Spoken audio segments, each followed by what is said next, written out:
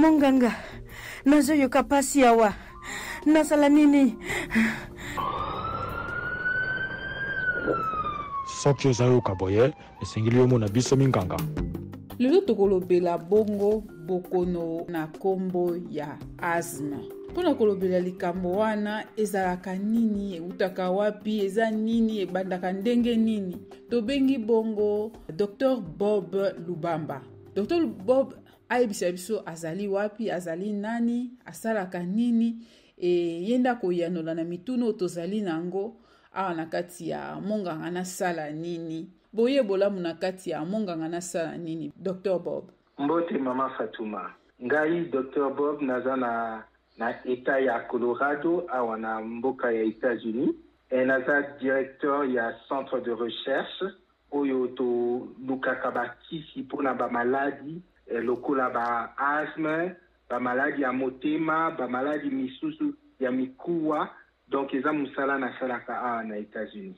Dr. Bob, pona koyeba nanu bokono oyo asthme ezali nini eutaka wapi? Bokono oyo ya asthme batu mingi bakanisaka ke eza maladi lokola ba grippe, ba maladi oyo bazwaka. Mais bokono ya asthme eutaka mingi na makila. Soki moboti azalaki na asthme ako pesa yango pe na bana. Mais situation mususu ezalaka tango bana baza ba mitie vraiment bazo de la maladie ba infection ya ba poumon. Suka tango bazo kola ba poumon na bango échanger, c'est que kokola na bango bakoki pe ko développer asthme. Mais situation mususu ezalaka soki ozobela ba allergie. Ba allergie misusu et au continuer ko bimiselo asthme tango ozokola ou bien oza exposé na biloko wana esalako allergique, mais ba allergie wana eza oyo ekotaka na nzela ya pema. Oza pe na ba situation oyo bokoki kozala ba pulutu ya ba biloko ya chimie ou bien ba industrie nyonso ekotaka na zolo ezoketa tina ba poumon yango pe ekoki otindika yo okoma na asthme. Docteur naoki olobi kozala pe exposé, hein? Donc kozala bisika ya ba produits chimiques, kozala na ba allergie nde koki komemela yo bokono wana ya asthme. Est-ce koki kolobela biso mwa na mokuse, hein? Ba produits chimiques nini kozala exposé na yango pe ba allergie nini nde koki komemela mutu kozwa bokono oyo ya asthme? Ba produits chimiques eza biloko nyonso oyo okoki kopema yango. Ça veut dire que zolo ezokota na zolo na yo. Ba poussière, ba pollen, na ba kisi misusu okomona par exemple ba gaz à échappement, na cigarette pe ekoki conduire batu misusu ya ko développer asthme. Ba allergie kasi koki ko utana ni po ba allergie ezali ya ndenge na ndenge koza pe ata poussière na kati ya ndako bato bazaka na ba machine basalaka peut-être na ba moulin poussière ba biloko wana ou bien pe ba oyo bazalaka azovanda na nzela place ba milinga ya mituka ezali koleka wana pe koki komema mutu na likama kozwa bokono ya asthme. Olobi yango ba biloko wana nyonso ekoki omema mutu na likama ya kozwa asthme. Pona nini? Po mutu wango aza exposé na ba biloko wana ezokota na zolo ezofanda. Siko tango ezofanda tango ozokosola ozobimisa yango te. Muke na muke ezodevelope ba système ya inflammation oyo ngelo baketin nzela na yo place mupepe kotaka po ekoma na ba poumon na yo ekomi kovimba ekomi kokangama ezokitisa espace po mupepe lekana. Donc petit à petit bato misusu soka fani kaka na nzela boye omoni apemi kaka nini ya ekoza poussière ekoza batio d'échappement yango nde kosala ketin pour mona nzela wana ekoma muke mutakomi na pasi ya kopema librement. Kasi na ba recherche na bino kisi ezali oyo ekoki kobikisa moto na bokono ya asthme to kisi emonanaka kaka pona kokalme bokono wana? Mama toluki meti lelo bakisi nyonso ya ba entreprise pharmaceutique nyonso minene ezaka pona kokalme. ti lelo trouver ataki si mon côté o ekoki ko boma asthme. Mais bakisi siko tokomi ko développer eza bakisi oyo okoki ko zwango mbala moko na semaine ekoki ko simba après oye ko renouveler yango une semaine après. Wana eza déjà ba progrès ya ebele ke to sali. Docteur naningaki na tuna to salelaka ba produit mususu pe na bandako pona ko sukola pona kolongola bosoto eza lokola batoto basalelaka eau de javel ezaka pe na solo mwa makasi. Est-ce que yango pe okomema moto soki ozali kopema ba produit wana ekomemela moto bokono ya asthme? Ba produit wana mingi balobaka te soki ozo utiliser ba produit wana fungola ba fenêtre mopepe lekana. Pona nini? Parce que soko fandi nango na kati ya ndako mutu mwana ya mukie tango ekokota ye na bapoumon ekobanda kodevelope mukie asthme ekobanda kodevelope affecté quelqu'un tango akokola akoma sensible na baproduit wana na basolo wana. Donc soko ozopangusa ndako fungola fenêtre lekisa mopepe kanga po soki mwana aza mwana mukie akomi komela babiloko kopema basolo wana ekoki ko affecter poumon na ye lobi a développer asthme ou bien ba maladie misusu. Docteur na bokono oyo ya asthme na lelo nde tozali kolobela tolobaki pe tokolobela likambo litali complication bisika nini vraiment soki moto azali na asthme ba complication eyaka soki pe ye ememaka nini ezaka ndenge nini emonanaka ndenge nini?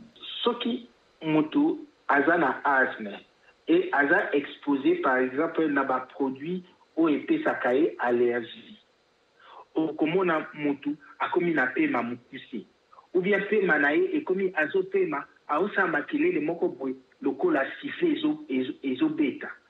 Donc omoni kaka mutu akomi kokosola aokosola butu mobima azokosola, c'est-à-dire que azolinga pema ekota mais ezokota te. Na mboka misusu baza na bakisi moko boye babengaka yango ba vasodilatateur. Donc akomelango efungoli ba poumon na ye akoki kopema. Mais na ka misusu ekokake eloko wana ezosala te oyo tosengaka bato eza okimi mbango pa munganga na yo parce que munganga aza na bakisi mosusu akoki kochuba yo yango po efungola mbala moko okuka kopema mbango. Makambo tango bazosala crise ozo utiliser ba inhalateur na yo ezosala te kimambango pa munganga akosalisa yo parce que bango baza na bakisi oyo bakoki kochuba yo mbala moko na nzoto et aider yo en moins d'une minute.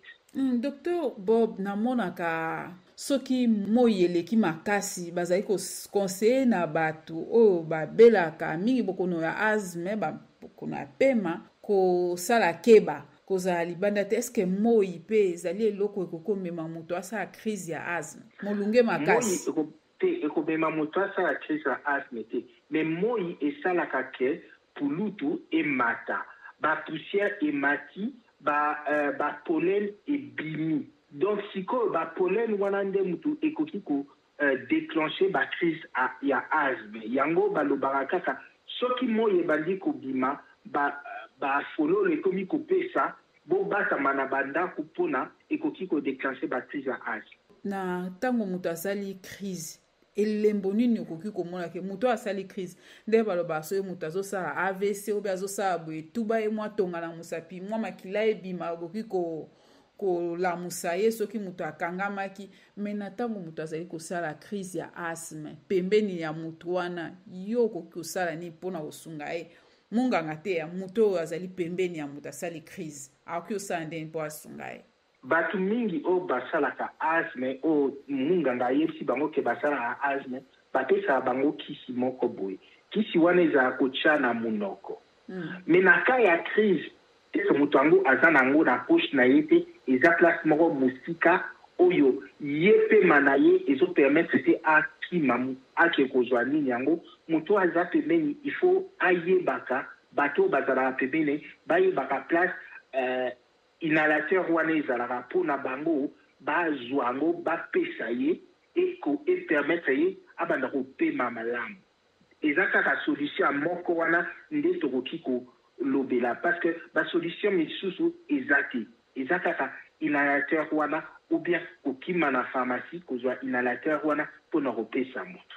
Dr. Bob, pona kosukisa, est-ce que moto abelaka bokono ya asthme koki kosala sport? Ba niveau asthme eza différent. Eza na batu misusu asthme kosala ke alingana tati. Mouvement moko ya moke pe mekomi mokuse. Mais batu misusu baza na ba asthme oyo ya moke ya o babengaka léger. C'est-à-dire que akoki komi permettre asala sport, mais il faut azala kaka na inhalateur na ye pembeni pona au cas où peme okoma mokuse a utiliser yango nde e permettre ye ke a continuer kosala sport. Mais sport pe misusu e permettra kaka efungola nini ba poumon na biso po tomeka kopema pe bien. Ça dépend des sports, mais il faut atuna conseil na mbunganga na ye. Est-ce que situation na nga place nazali awa na asthme niveau naza nango, est-ce que nakoki kosala sport? Mbunganga na ye akoconseiller malamu. Est-ce que pona aussi c'est susu ya suka yango moto a maladie ya asthme koko mema moto na liwa?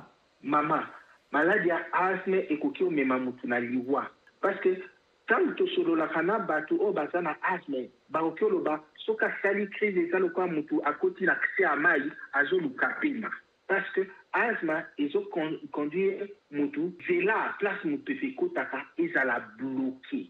Soki bloqué osali sous na mon PPT. Ou ekosala quelqu'un et koki conduire na ba problème na niveau à cerveau na yo, ozo soit di sous oxygène te, problème na cerveau na yo et oki entraîner ba maladie misusu pe grave ou bien liwa.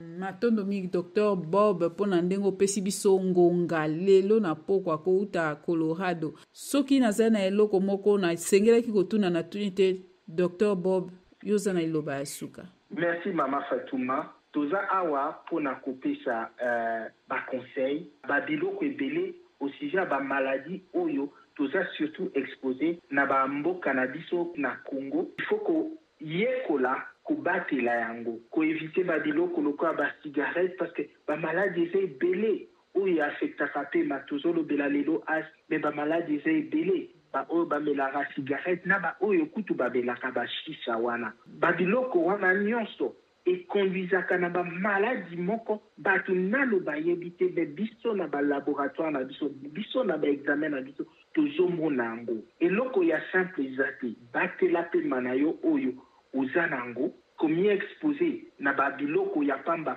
te et na yebike oza na santé mulamu. Merci beaucoup docteur. Merci Mama Fatouma, nzamba batela yo. Nzamba batela ope.